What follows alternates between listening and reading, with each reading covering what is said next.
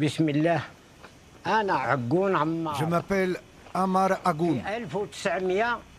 En 1959, j'avais 15 ans.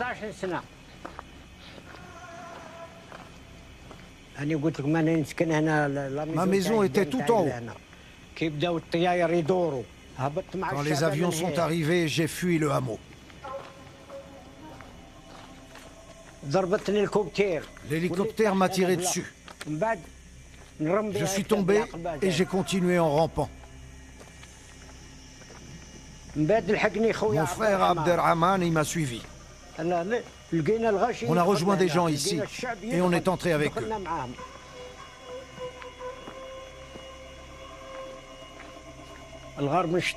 La grotte d'Ouchatou était un refuge pour l'armée de libération. Elle a été découverte et l'armée française a envoyé toutes ses forces. Ils ont ramené les gaz toxiques par hélicoptère. Une fumée bien noire est entrée. Très noire. On l'a respirée et on a commencé à tousser. On avait de la bave verte au coin des lèvres et on est tombés les uns après les autres.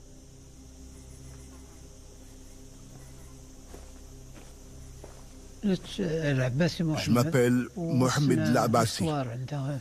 J'avais 12 ans ce jour-là. Quand ils ont tiré, c'était comme si du sable nous tombait dessus. Les gens ont commencé à tousser, à crier, à pleurer. On ne comprenait plus rien. On n'entendait plus rien, on ne voyait plus rien.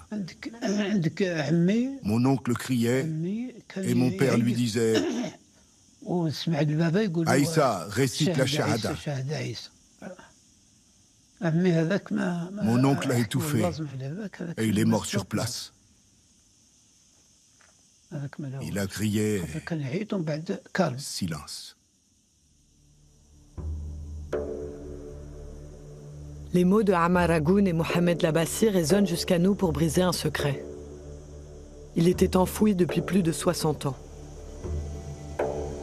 Durant la guerre d'Algérie, la France a utilisé des armes chimiques. Des armes interdites.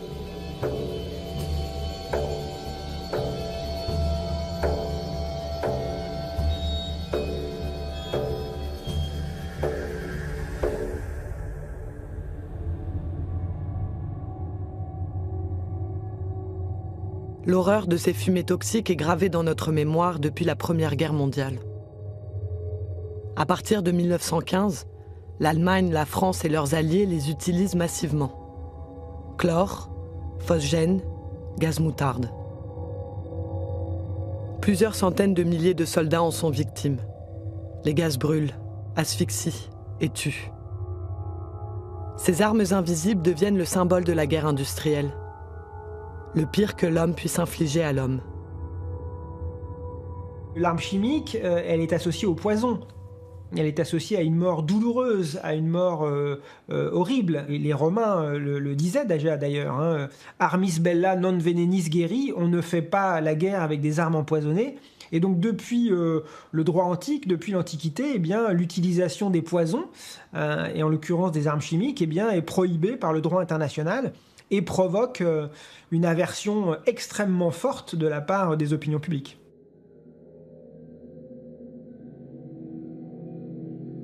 Avant la fin de la Grande Guerre, le Comité international de la Croix-Rouge s'en fait l'écho. Il exhorte les belligérants à cesser une innovation barbare. En 1925, les armes chimiques sont interdites. Elles sont condamnées, lit-on dans ce protocole de Genève, par l'opinion générale du monde civilisé.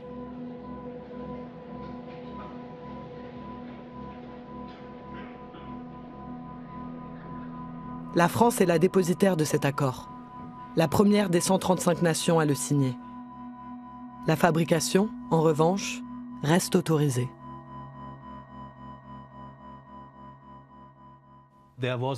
Comme il y avait un risque que d'autres pays acquièrent des armes chimiques, certains ont exigé le droit à la riposte. Donc en pratique, ils se sont tous préparés à la possibilité d'une guerre avec des armes chimiques. Les États-Unis, la Grande-Bretagne et l'Union soviétique, avec le soutien de l'Allemagne, avaient de vastes programmes. La France aussi avait un programme, comme la plupart des pays européens. Plus ils étaient grands, plus ils avaient de moyens. La France est restée très discrète sur ce qu'elle faisait dans ce domaine. Il y a moins d'informations publiques disponibles et c'est valable pour d'autres pays. Donc, officiellement, les armes chimiques sont interdites. Il n'existe aucune mention nulle part de leur usage par la France après les années 1920. Sur la guerre d'Algérie, c'est le silence. Aucun militaire ou homme politique n'a accepté de le commenter, sauf un, Alain Richard, ancien ministre de la Défense. Je ne vois pas, au cours du demi-siècle qui a précédé, les situations dans lesquelles la France aurait utilisé en conflit les armes chimiques. Et je pense que chaque pays a des difficultés à assumer des éléments choquants ou critiquables de son passé et que nous n'échappons pas à ça, oui. Face au malaise institutionnel, il reste les traces écrites. Ordre militaire, compte rendu opérationnel, journaux de marche. Ils sont là, conservés dans les archives publiques françaises.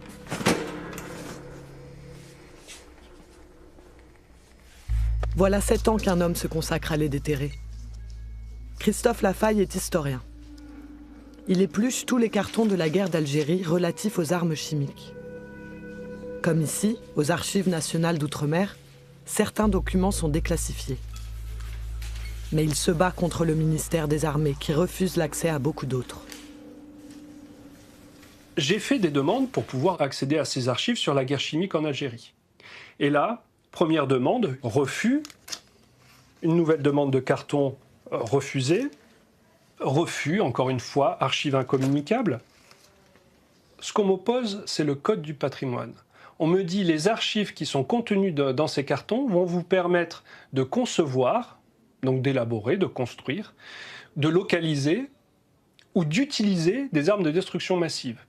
Comme si dans des archives qui sont par exemple le journal de bord d'une unité, on allait trouver le plan d'une arme chimique, on allait trouver un manuel d'emploi qui explique comment il faut utiliser cette arme chimique, etc.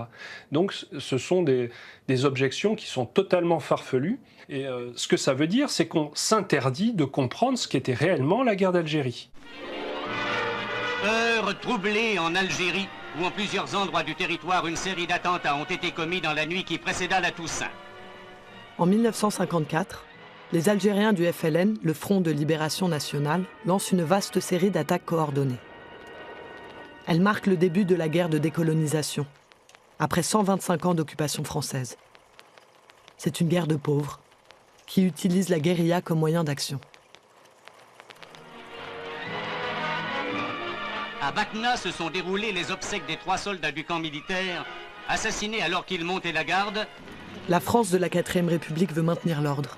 Elle l'annonce par la voix de son ministre de l'Intérieur à l'époque, François Mitterrand. Cependant, il semble bien qu'à travers toute l'Algérie, on ait voulu lever le peuple contre celui qu'on appelait l'étranger ou l'occupant, le français. Et il faut que les populations comprennent qu'elles doivent nous aider ou bien qu'elles s'exposent par la force des choses et malgré notre volonté à souffrir davantage. Il est donc de notre devoir à nous de faire peser la force du côté de l'ordre, du côté de la France, du côté de la concorde entre les citoyens. On parle de fellaga et de complots organisés par certaines ligues musulmanes. Les combattants sont désignés hors la loi. La France veut garder l'Algérie à tout prix. Que le calme sera vite rétabli.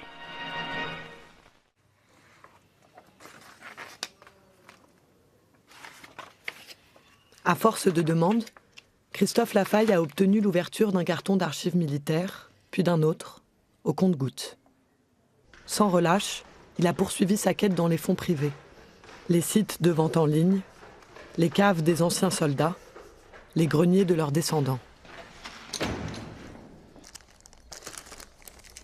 Ce sont des centaines de documents secrets déclassifiés, avec lesquels il recompose un puzzle édifiant. Il y a ce courrier le 21 mai 1956, 2 ans après le début de la guerre. Le commandant des forces armées en Algérie, nommé 10e région militaire, s'adresse au secrétaire d'État de l'armée de terre. Objet. Utilisation des moyens chimiques. Le colonel des armes spéciales m'a rendu visite. Il m'a annoncé qu'il avait obtenu votre accord de principe relatif à l'utilisation des moyens chimiques en Algérie. Selon l'opinion du ministre résident, j'ai l'honneur de vous rendre compte de ce que cette haute autorité vient de me faire tenir son accord à ce sujet. Le gouvernement français vient d'autoriser l'usage des armes chimiques. L'armée s'inquiète de savoir comment combattre son ennemi dans les refuges montagneux, nombreux en Algérie. 3 mois plus tard, l'état-major fait un premier bilan. Étude de la politique générale d'emploi des armes chimiques en Algérie. Infection des grottes. L'infection par grenade est possible. Les résultats des essais en cours et bientôt terminés permettront de définir le produit à utiliser. Stock ancien de chloracétophénone, chandelles sternutatoires. Ce sont des stocks hérités de la Première Guerre mondiale. Plaquettes incendiaires. La production en grande quantité ne pose pas de problème particulier. Derrière ces documents, on trouve vraiment la réflexion scientifique à base d'expérimentation, de validation de l'expérience et de mise en œuvre sur le terrain. Donc là, vraiment, on est sur une politique qui est pensée, qui est réfléchie, qui est expérimentée et qui est ensuite généralisée. 6 mois plus tard, l'état-major passe à l'action. Un ordre est envoyé de Paris. Création d'une unité armes spéciales en 10e région militaire. Cette batterie sera entretenue en personnel appelé.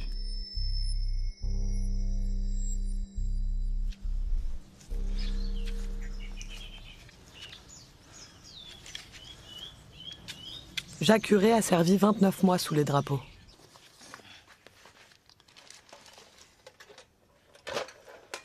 Pâtissier de son état, il espérait aller aux cuisines. Il est détaché à cette fameuse batterie armes spéciales.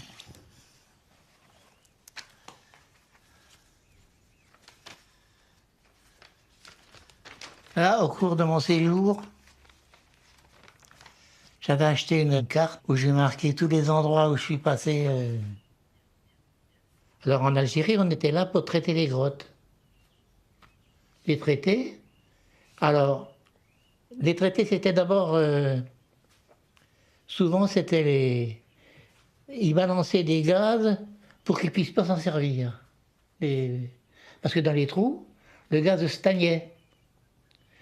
Alors là, ça empêchait les rebelles de s'y réfugier. Mais on savait qu'il y avait des trucs qui étaient interdits par la Convention de Genève, mais on ne savait pas quel gaz. On nous expliquait rien. Jamais on nous a expliqué ce qu'il y avait dans les grenades à gaz, des trucs comme ça.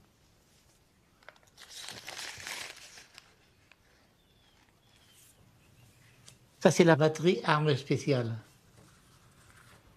Ça, c'est en opération à Saf-Saf. Les sections partaient chacun à leur tour. Et des hélicoptères qui nous emmenaient sur une opération. Quand on partait en opération, il y avait un sous-officier de carrière, 1 ou 2, et le reste, c'était des sous-officiers comme moi, et puis des troufions. Mais des engagés, il n'y en avait pratiquement pas, on n'était que des appelés. Ça, c'est une grotte qu'on a fouillée, qui servait d'hôpital militaire aux rebelles. Ça, c'est quand on chargeait les PIM. Les PIM, c'était des prisonniers. Et c'était eux qui portaient notre matériel. Et quand on était équipé, on avait un casque léger. Allez voir comment on était équipé. On n'avait rien. Et les masques à gaz. On avait juste des masques à gaz.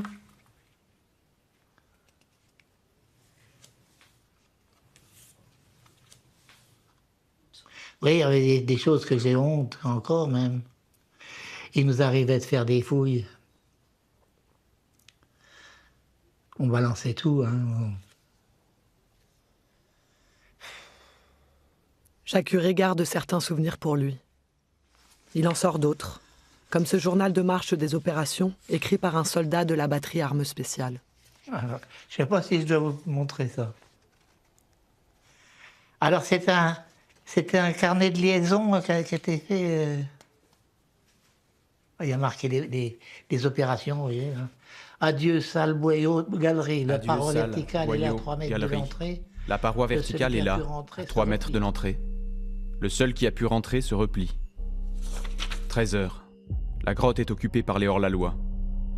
Un prisonnier qui servait de guide au 14e régiment de parachutistes a été capturé par les hors-la-loi. La grotte est infectée à 14 heures. À 14h40, un hors-la-loi sort de l'abri, puis 3 autres. Ils sont faits prisonniers. À 16h20, le sergent décide d'explorer la grotte. La densité des gaz ne permet pas la progression dans la grotte.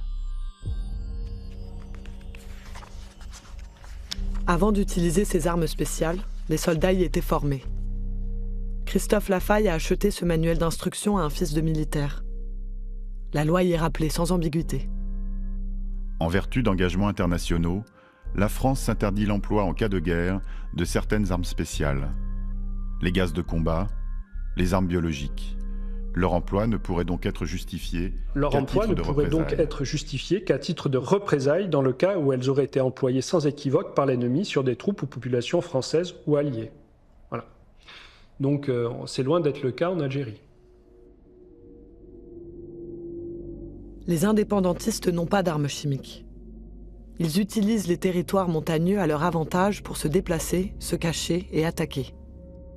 Les souterrains sont un atout tactique. En 1957, ils sont peut-être 90 000 Algériens à combattre. En face, le gouvernement donne carte blanche à l'armée. L'état-major crée des zones interdites, commence à déplacer de force la population. La torture est généralisée. Les armes chimiques sont déployées.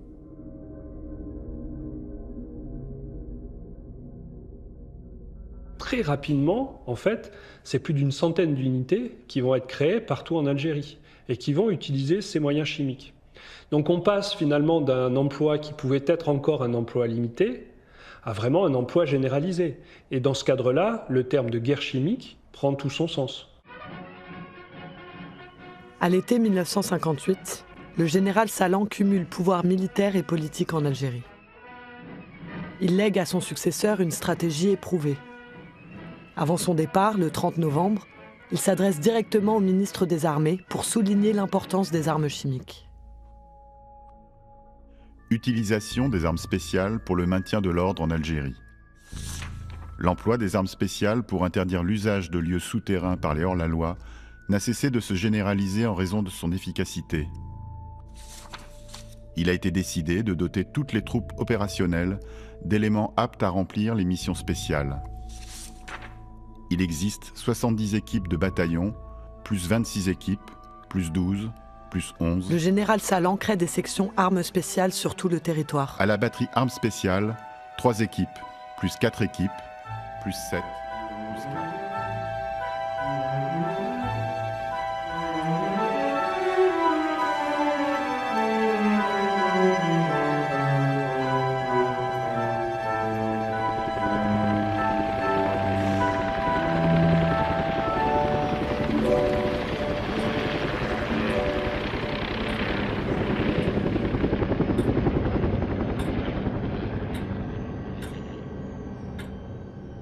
La grotte, on savait qu'il fallait la fouiller.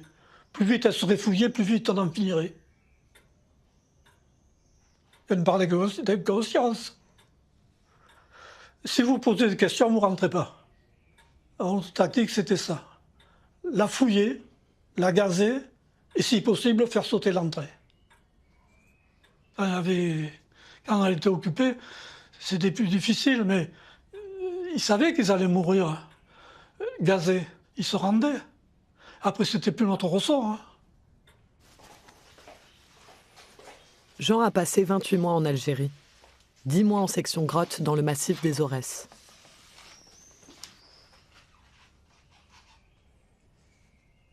Vous voyez, c'est ma petite valise de souvenirs qui a fait la campagne d'Algérie comme moi.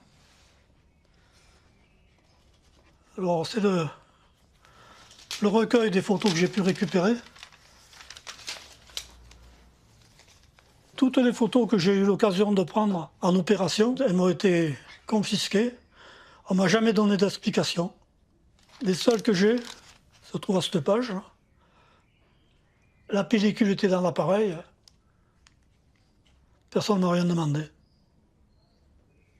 Voilà l'hélicoptère qui s'en va. Nous arrivons à la section armes spéciales. C'est là qu'on nous a appris, le spécial de la section, c'était les gaz. La section grotte en tenue de parade. Là, après à embarquer. Seulement, la première fois qu'on s'est servi de ces gaz, on s'est retrouvé avec des brûlures partout où l'on transpirait.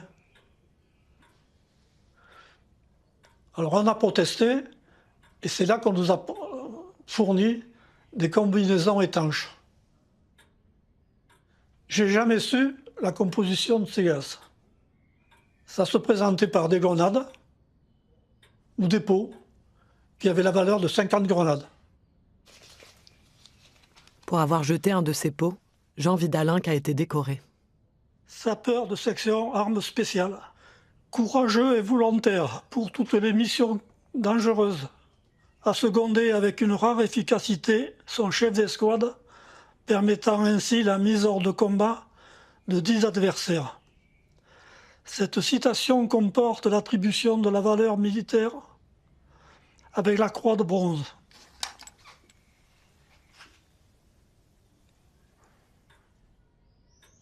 En rentrant d'Algérie, nous avons été nombreux à ne plus vouloir en entendre parler.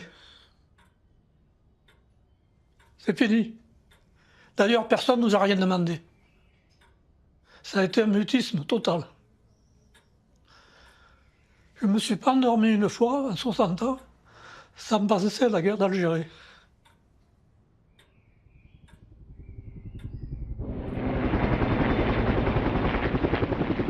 « 6 heures. Le sous-lieutenant sort avec une équipe de la section armes spéciales pour la réduction d'abris souterrains. Arrivé sur l'objectif le 4 mai à 14h45. La grotte est occupée par 11 hors-la-loi, dont plusieurs officiers. Ravitaillement important, une machine à écrire, un transistor. Introduction du tuyau de la soufflerie à 10 mètres de l'entrée. Gazage au moyen de 4 pots de CN2D. À 15h15, dégagement de l'entrée obstruée par la section grotte du génie et brassage de l'air gazé par la soufflerie. 15h30, pénétration dans la grotte par le boyau d'entrée, jusqu'à la fourche située à 8 mètres de l'entrée.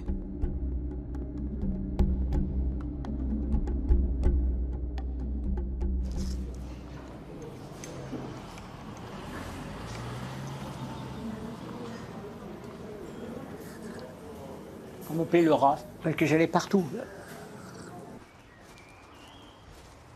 On cherchait des petits pour les grottes. Et oui, parce que pour entrer dans les trous à rats, il ne faut pas être gros, hein.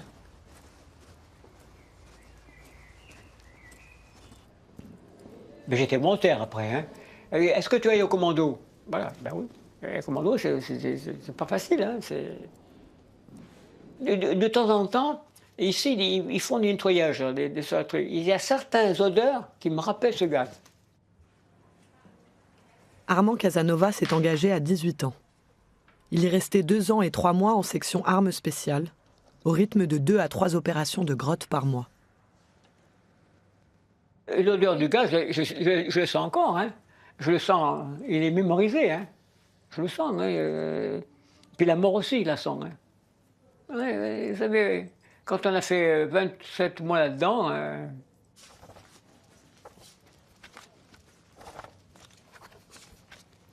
ça, c'est la section du commando, la section en son complet.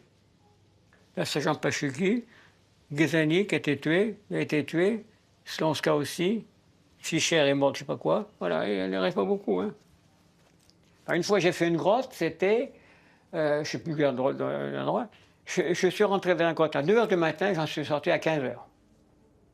6 heures là-dedans, je ne me suis pas rendu compte. Hein. On fait celui qui n'a pas la trouille, mais on a la trouille. Je peux vous dire, excusez ma expression, on parle que d'une couille. On est vraiment le cœur qui bat à 100 à l'heure. 13h45, la reconnaissance continue. Extrême difficulté de la progression due, d'une part à l'étroitesse du boyau, au port du masque à gaz d'autre part, qui passe avec difficulté dans les boyaux. Obligation de sortir fréquemment en raison de la très importante concentration des gaz.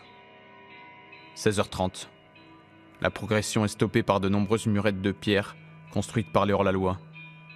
Début de la démolition. Nous gagnons 2 à 3 mètres dans le boyau de droite. Une fois que je suis rentré dedans, on m'a tiré dessus et en reculant, le masque s'est arraché et je suis resté peut-être une minute sans respirer, parce qu'après une minute c'est difficile. J'ai respiré un bon coup et puis après je sais pas. Après je me suis trouvé à Tizouzou, à l'hôpital de Tizou, là, voilà. J'ai fait un mois d'hôpital là-bas. C'est un gaz irritant. C'est mieux, c'est pas comme un lacrymogène, c'est pas un vésicant, il brûle pas, c'est pas d'hypérite non plus, mais c'est un gaz lourd. Vous mourrez, la personne qui était gazée par ça, c'est resté un quart d'heure, il était mort. Il était asphyxié, quoi. À 18h, une deuxième tentative d'exploration permet de découvrir 5 cadavres, dont celui du prisonnier qui avait servi de guide. L'opération est arrêtée pour ce jour. 8h30, reprise de l'opération Grotte. 4 autres cadavres sont découverts. La fouille de la grotte est achevée. L'issue est murée par éboulement des parois à l'explosif.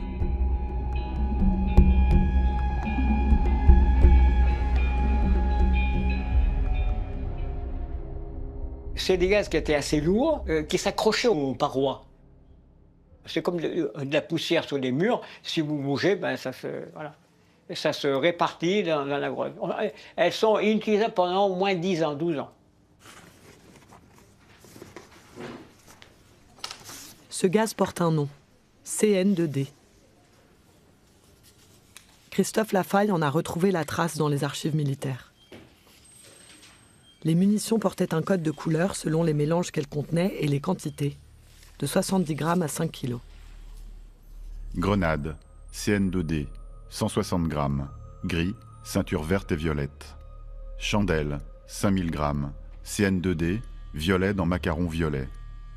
Roquette, chloracétophénone plus diphénylamminochlorarcine.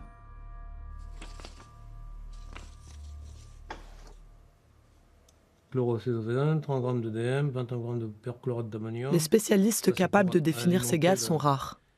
Plus encore ceux qui acceptent de nous répondre.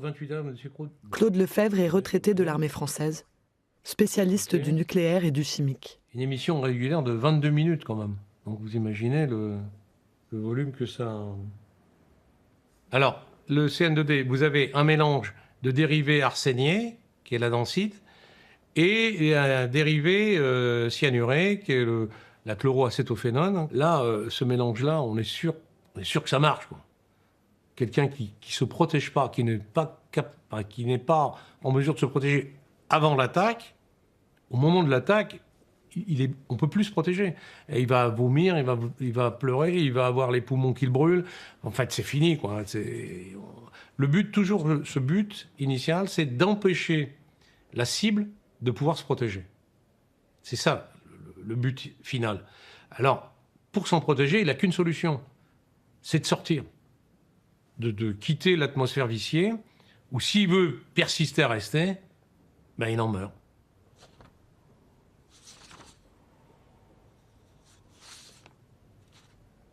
Le fait de contaminer les parois interdit le fait qu'on puisse y retourner, en fait. Voilà. Alors maintenant, le laps de temps, tout dépend de la densité initiale de l'utilisation. C'est-à-dire qu'en fait, je vais vous dire, c'était la mode empirique, artisanale, on en cramait un maximum pour être sûr de l'effet.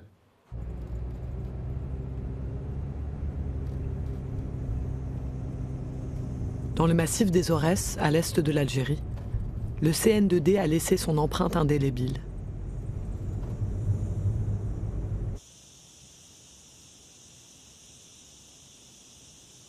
Ici, les 22 et 23 mars 1959, l'armée française a gazé plus de 150 villageois réfugiés dans la grotte de Ouchatour.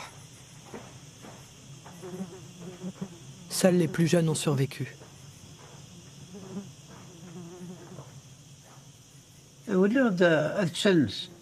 Je suis revenu le lendemain avec ma mère. On les a vus sortir les cadavres. Ils les ont mis dans les tranchées, par 6 ou 7. Là-bas. Tu ne pouvais pas les reconnaître. Ils étaient tout bleus. C'était pas possible de les identifier. Il fallait regarder leurs vêtements. Les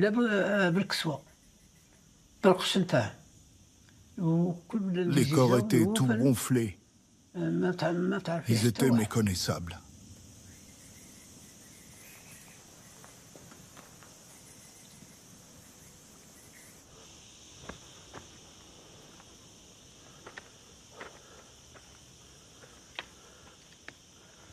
Le lendemain, je suis venu avec ma mère pour récupérer mon frère. Il était vivant. Alors, des gens nous ont aidés à le transporter. On l'a fait monter sur la mule. Ma mère la guidait. Et moi, j'étais derrière. Arrivé à la maison, on l'a lavé. L'eau sortait verte. Comme si il avait pris une douche verte. Je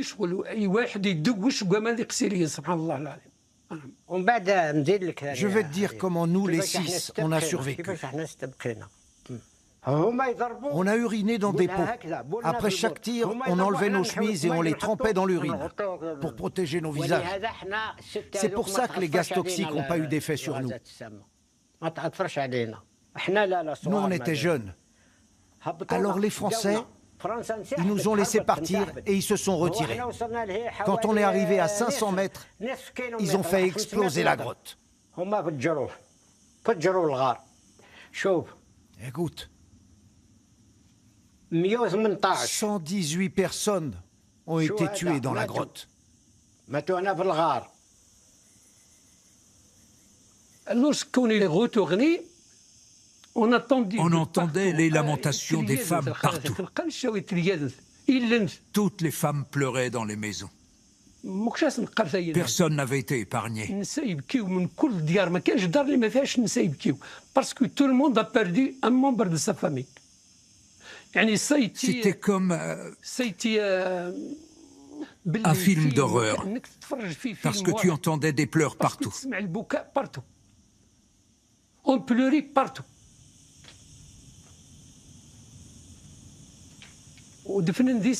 Les morts sont restés là jusqu'à l'indépendance. Les autorités sont venues. Avec les villageois, ils ont sorti les cadavres pour les enterrer dans un même cimetière.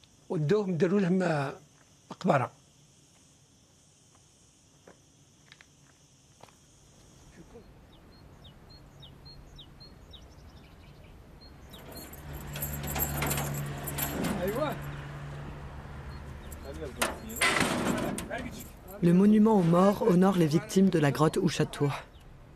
La mémoire de la Révolution, comme les Algériens nomment la guerre d'indépendance, constelle le territoire.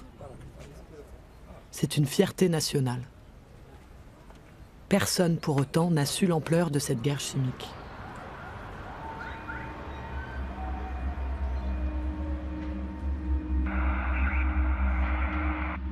En 1959, 2 millions d'Algériens sont déplacés de force.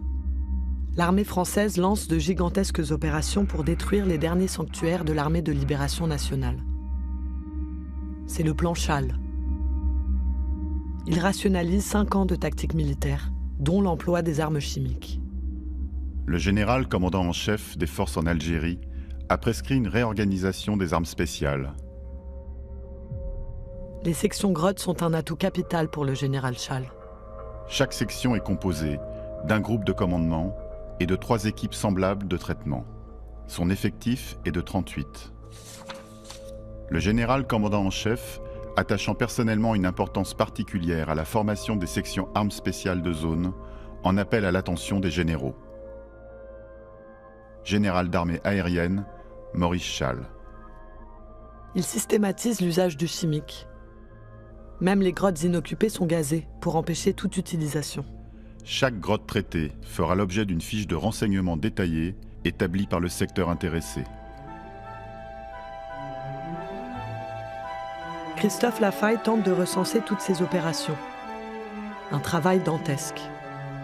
Peut-être 8 à 10 000 gazages dans les reliefs algériens. Il en a localisé 440. À peine 5%.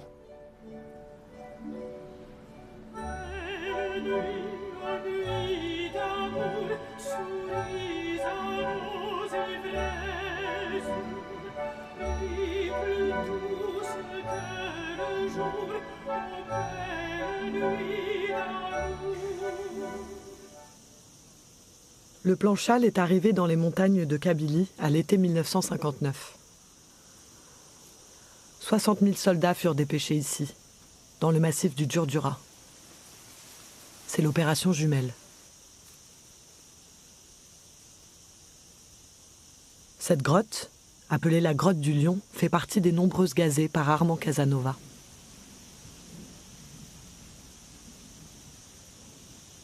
Ould Zawache Latamen était en face. Il a combattu 4 ans avec l'armée de libération nationale.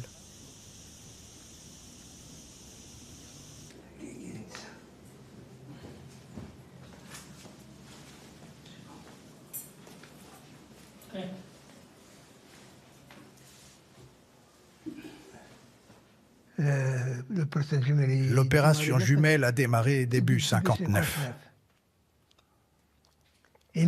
Cette période a été terrible quand ils ont déplacé la population. L'armée a installé l'artillerie sur les crêtes pour que personne ne s'enfuit. Et ils ont commencé à bombarder avec les mortiers et les canons.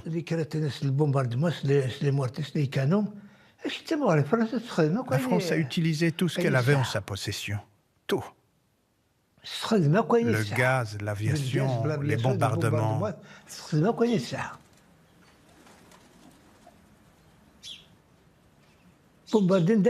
Nous, on regardait depuis la montagne.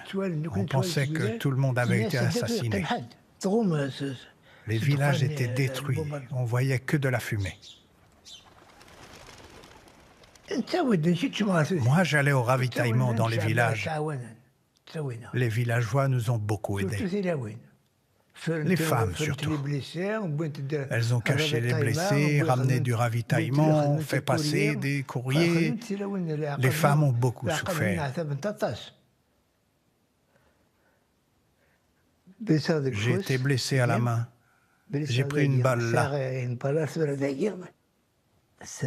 Elle est encore là, mais j'ai plus mal.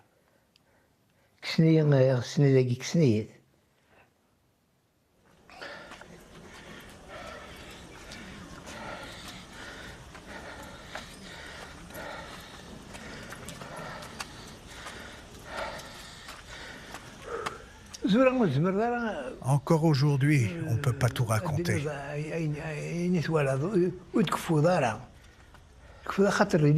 Il y a eu tellement de choses horribles que c'est inimaginable. Le premier accrochage a eu lieu là-bas, à côté des maisons. 4 militaires sont morts, plus un chien, une vache, une femme et son enfant. Cette grotte était très grande. Ils ont trouvé dedans l'armurerie, l'infirmerie, l'atelier et l'administratif. Les machines à écrire, le papier, tout ça. Aujourd'hui, ça sent encore le gaz. Moi, ça fait longtemps que je ne peux plus monter.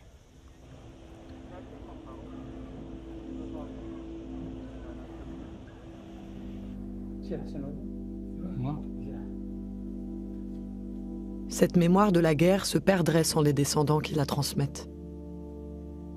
Mohamed est le fils d'un ancien combattant tué au combat en 1960. Il recueille la parole de ses derniers camarades d'armes, du village d'Ait Mislayn.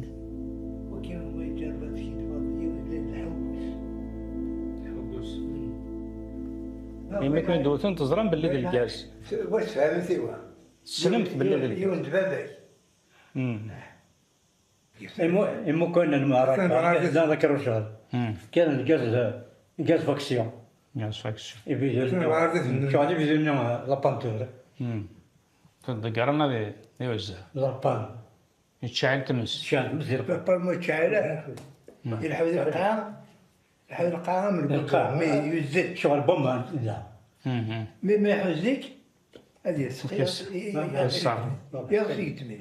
Moi, je voyais ces gaz comme... Bon, je suis un enfant, je regarde...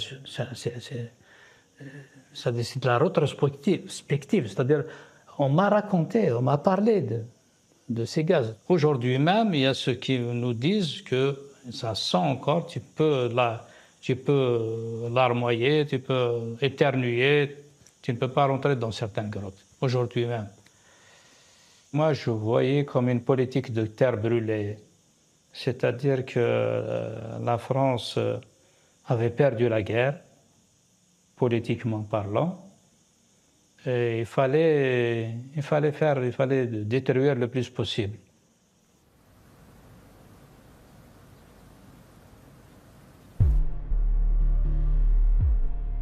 En mars 1962, les négociations aboutissent.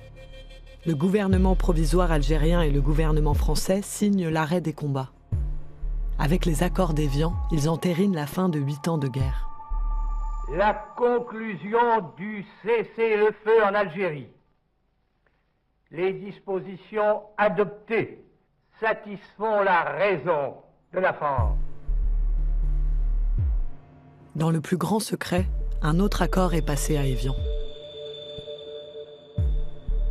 L'armée utilisait depuis les années 30 le territoire algérien pour tester toutes ses munitions spéciales, nucléaires, biologiques et chimiques. Le général de Gaulle tient à continuer.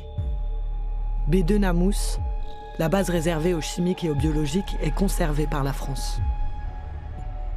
B2 Namous, c'est au Sahara. Et au Sahara, comme on le sait, il n'y a pas beaucoup d'habitants.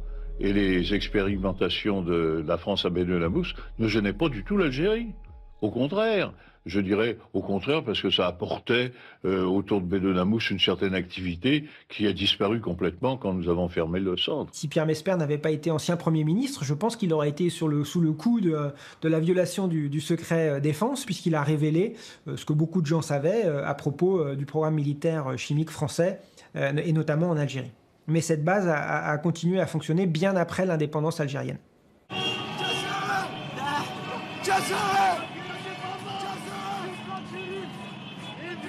Été 1962 dans les rues d'Alger, c'est la liesse.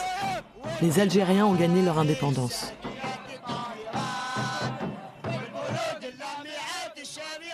L'armée française se retire. Les sections armes spéciales sont dissoutes. Les anciens combattants se murent dans le silence. Les archives sont classifiées. Il faut attendre la fin de la guerre froide pour un désarmement mondial. La plupart des États vont s'accorder ici, à Paris, en 1993, pour interdire définitivement les armes chimiques, même leur fabrication. L'initiative vient de la France, à la demande du président de la République, François Mitterrand. Mesdames et messieurs, l'essentiel a été dit. Pour adhérer à la Convention, chaque État a dû rendre un rapport complet de ses activités chimiques passées. Un historien l'a écrit. C'est lui, Olivier Lepic. J'ai été mandaté par le ministère de la Défense pour écrire l'histoire du programme chimique militaire français. Évidemment, une partie de ce travail reste classifiée, puisque j'ai eu la chance d'avoir accès à la totalité des archives qui, pour beaucoup d'entre elles, restent fermées aujourd'hui à la consultation, et notamment des chercheurs.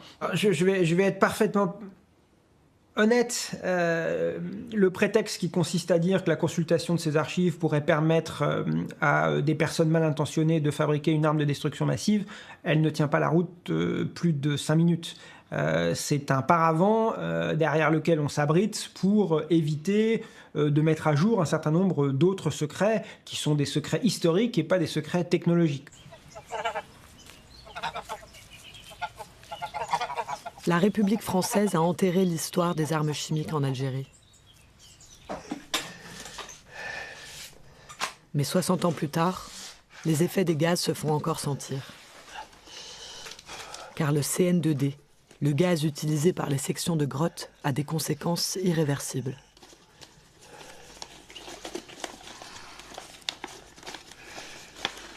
Je m'appelle Carnino Yves, Je suis né à Belfort.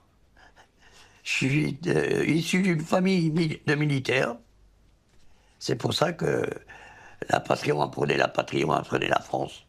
C'est sacré pour moi. La vérité et l'honneur.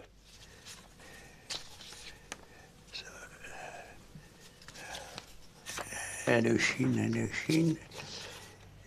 Ah ben, en Algérie, j'ai servi pendant 4 ans. Ça c'est la section grotte, hein, ça.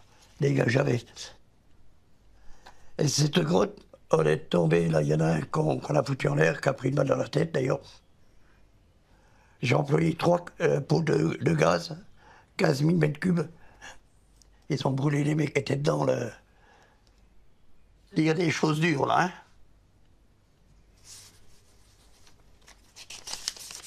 Yves Carnino a été blessé à plusieurs reprises par les gaz qu'il utilisait contre les Algériens. Bah, les bronches, ça s'empire de plus en plus. Si vous voulez, c'est les petites bronches qui sont entamées, quoi. Elles ont plus leur travail vis-à-vis des gros poumons et puis du cœur, des circulations de sang. C'est-à-dire que ça devient du cuir. Sur le 2000 à 2500 que je connais, moi, que je sais, qu'on passait dans les grottes, il n'y a pas beaucoup de personnes qui ont pu parler.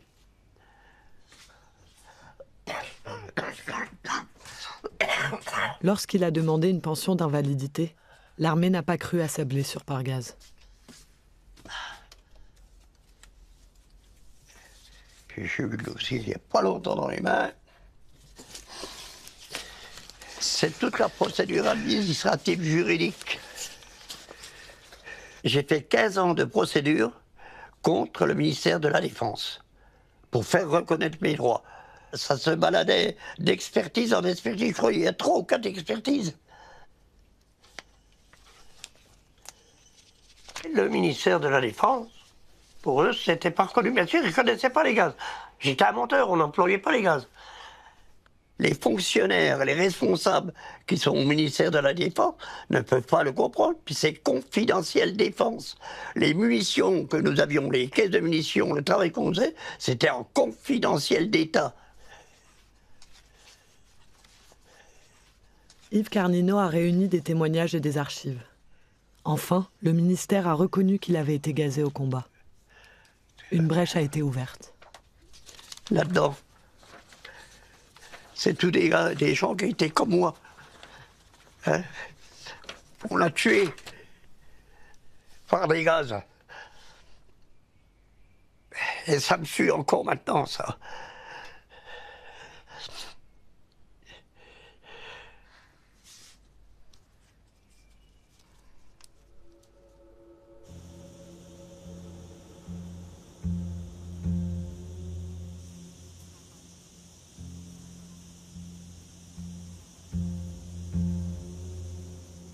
Mon père avait des munitions sur lui.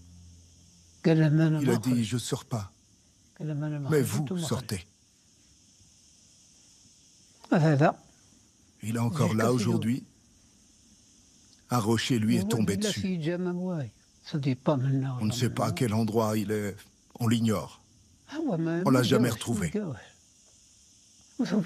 Il n'est pas le seul à être resté sous les décombres. Dans les années 70, on en a sorti 5 de plus.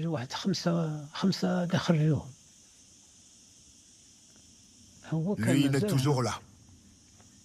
Mon frère est mort sur place. Il est toujours à l'intérieur. Il y a environ une vingtaine de corps qu'on n'a pas réussi à sortir. Regarde l'état de la grotte. Elle est complètement effondrée. Mon frère fait partie de cela. Aujourd'hui, il ne reste que les os.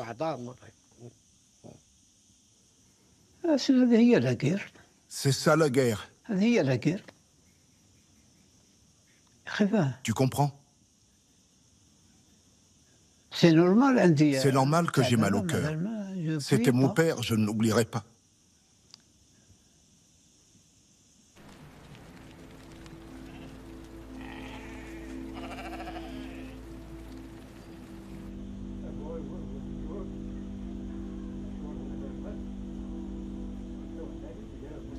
Ce qui s'est passé, on ne pouvait pas le réparer. Seulement, ce qu'on souhaite aujourd'hui, c'est qu'il y ait un apaisement, qu'on regarde les choses d'une façon un peu plus sagement, reconnaître ses crimes. Il faut reconnaître ses crimes. Les reconnaître, c'est déjà un pas en avant.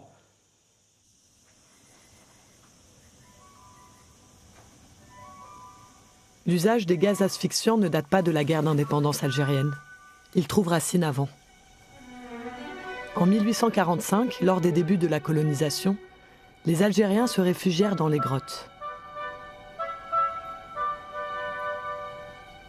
Les soldats français utilisèrent les fumées toxiques pour les déloger. Une de ces opérations, nommée enfumade, fut décrite par un officier. Rien ne pourrait donner une idée de l'horrible spectacle que présentait la caverne. Tous les cadavres étaient nus, dans des positions qui indiquaient les convulsions qu'ils avaient dû éprouver avant d'expirer. Le sang leur sortait par la bouche. Mais alors le problème était résolu. On n'entendait plus aucun bruit.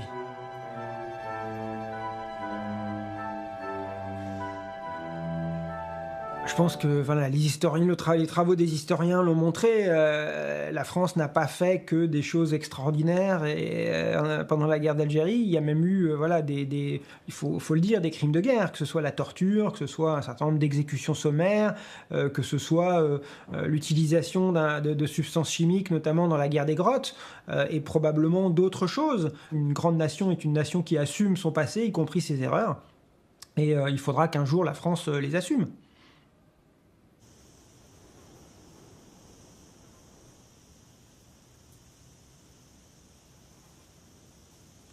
La grotte du Chatou, je lui ai dédié un poème. Le 22 mars 1962, quand ils ont arrêté de combattre.